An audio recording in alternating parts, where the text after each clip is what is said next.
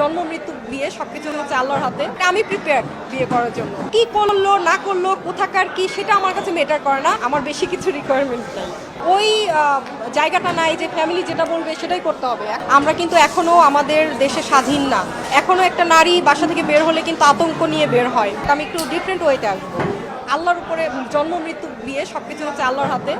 উপর থেকে যখন আল্লাহ হুকুম করবেন অবশ্যই বিয়ে হবে, বাট আমি প্রিপেয়ার্ড বিয়ে করার জন্য।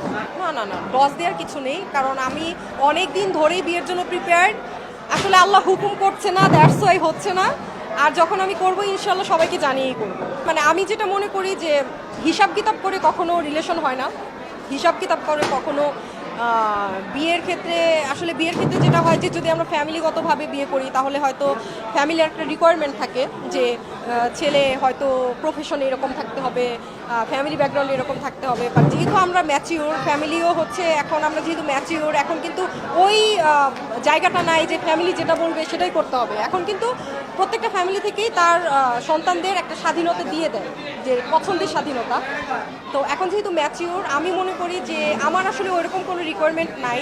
আমি মনে করি একটা মানুষের সাথে যদি আমার আন্ডারস্ট্যান্ডিং ভালো হয়, আমি যদি মনে করি যে এই মানুষটার সাথে চলে আমি মানসিক শান্তি পাই, বা এই মানুষটার সাথে আমার বোঝাপড়া খুব ভালো, আমি আসলে সেখানেই সেটেল হতে চাই। আমার বেশি কিছু রিকোয়ারমেন্ট নাই। জেলা আসলে প্রত্যেকটা জেলায় ভালো খারাপ মিলিয়েই মানুষ।